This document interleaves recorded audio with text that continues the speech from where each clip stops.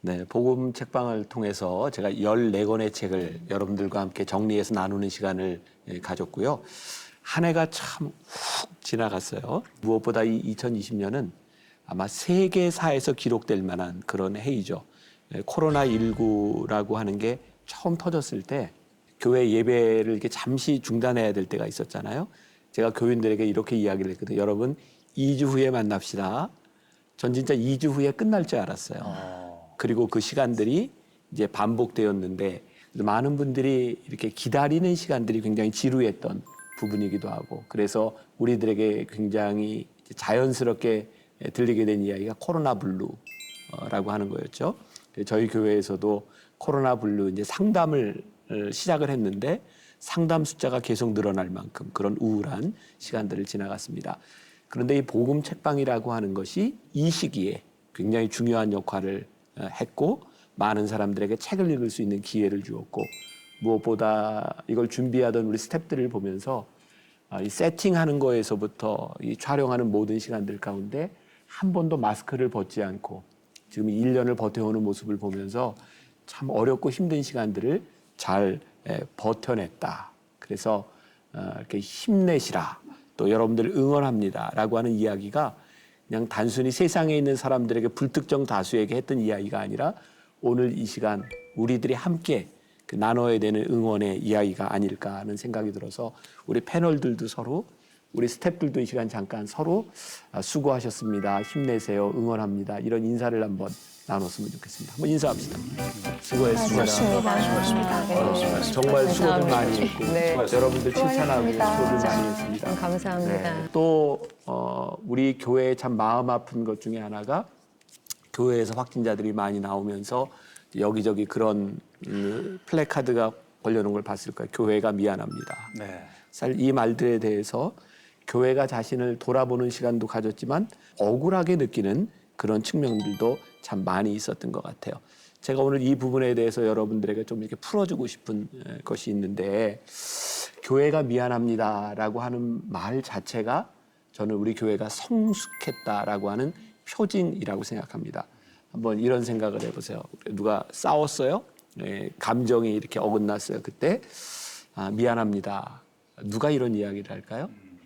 조금이라도 인격이 성숙한 사람. 그래서 저는 교회가 이 세상을 향해서 여러분 교회가 미안합니다라고 하는 이 말은 교회가 해야 되는 언어였다는 생각이 들기도 합니다. 그리고 우리가 참 억울하고 힘들었던 것 중에 하나가 그런 거잖아요. 세상의 교회를 향해 하는 손가락질. 그때마다 우리 너무 힘들었어요. 진짜 우리가 뭐 그렇게 잘못했다고 손가락질을 하는가. 세상은 교회에게 자기들이 가지고 있는 기준이 아니라 특별한 기준을 교회에게 요구하고 있기 때문에. 그러니까 우리는 세상과 비교해서 우리가 잘못한 게 뭐가 있는데 이렇게 항변해야 되는 것이 아니라 우리가 하나님의 자녀이고 교회이기 때문에 그들이 우리들에게 손가락질을 하고 있구나. 그럼에도 불구하고 우리들이 크리스찬의 한 사람, 예수를 믿는 한 사람으로서 어쩌면 우리들이 세상에 본이 되지 못하는 모습은 없었는가? 또 우리들에게 위선적인 모습은 없었는가? 혹은 우리들이 신앙생활을 하다 보니 어느 날부터인가 우리들이 독선적인 사람은 되지 않았는가? 그래서 저는 이 시간들이 책을 읽으면서 그런 얘기 많이 나눴잖아요. 특히 코로나에 대한 이야기 많이 했고, 우리들이 진짜 거룩이라고 하는 것과 위선 사이에서 우리들이 어디에 있는가, 우리들의 모습을 바라보게 하는 그런 계기가 되었다는 생각을 합니다. 이 코로나 시간을 지나가면서 제가 교인들과 몇 주 동안, 8주 동안 나누었던 설교가 하나 있어요. 그게 아프니까 복음이다라는 설교였고, 그 설교를 이제 요 연말에 이제 책으로 이렇게 묶어내게 됐는데, 그 책 이름이 이제 텅 빈 경건이라는 이름이었어요. 사실은 출판사에서 저에게 어떤 책 제목을 할까요? 라고 했을 때 몇 개를 이렇게 선택하라고 보낸 것 중에 하나가 텅 빈 경건이었어요. 그런데 그게 마음에 굉장히 와 닿았어요. 야, 이 말 한마디가 지금 이 시대를 살고 있는 우리들의 모습들을 다 대변해주고 있구나. 그래서 이제 그때 그 책을 내면서 제가 프롤로그에 썼던 짧은 글이 있습니다. 그래서 제가 이게 복음 책방이니까 오늘 제가 책을 조금 이 프롤로그에 있는 걸 제 글을 조금 읽어드리려고 해요. 마태복음 23장에 있는 소위 칠화선언이라 불리는 말씀을 묵상하며 그런 생각을 해보았습니다. 예수님의 칠화선언을 신앙적으로 소화하는 것이 그리 쉽지 않습니다. 바리새인들과 사두개인들 그리고 율법학자들에게 하시는 말씀이 우리에게 비수처럼 다가와 가슴에 아프게 꽂힙니다. 아무리 잘못이 있다고 하지만 독사의 자식이라뇨. 아니 회칠한 무덤과 같은 위선자들이라뇨. 그런데 말씀을 보면 볼수록 이런 생각이 들더라고요. 아프니까 복음이구나. 무서운 말씀을 통해 하나님의 마음을 보았습니다. 단순히 아버지의 마음을 모르고 누군가를 향해 손가락질하는 위선자를 향한 질책이 아니라 그러한 위선자들조차도 아버지께 돌아오기를 바라시는 그런 아버지의 마음 말입니다. 새해에는 하나님의 자녀된 우리가 이 마음에 부응해서 느슨해진 마음을 붙잡고 신앙도 생활도 다시 아버지께로 돌아가야 하지 않을까요? 우리가 성경을 통해 예수님의 사역을 살펴보면 명확하게 두 가지 방향을 향하고 있는 것을 보게 됩니다. 하나는 하나님의 말씀을 모르는 자들을 향한 긍휼의 마음이고 다른 하나는 말씀에 정통하고 있으나 하나님 아버지의 마음을 모르는 사람들에 대한 질책입니다. 율법에 능통했던 바리새인과 제사장들은 자신들이 알고 있는 지식을 경건이라 생각했습니다. 그리고 자신들이 가지고 있는 지식을 기준으로 다른 사람을 판단했습니다. 판단의 특징은 편을 가르는 것이죠. 기준점을 가지고 편을 가르면 아군과 적군이 생깁니다. 또한 상대방보다 자신들이 상대적 우위에 있다는 생각이 들면 스스로를 만족스럽게 여기며 위안을 삼기도 했을 것입니다. 당시 예수님을 적대시하던 바리새인들의 불만이 있었습니다. 예수님이 자신들의 율법적 기준에 서지 않는다는 것이었습니다. 그렇지만 그것은 당연한 일이었습니다.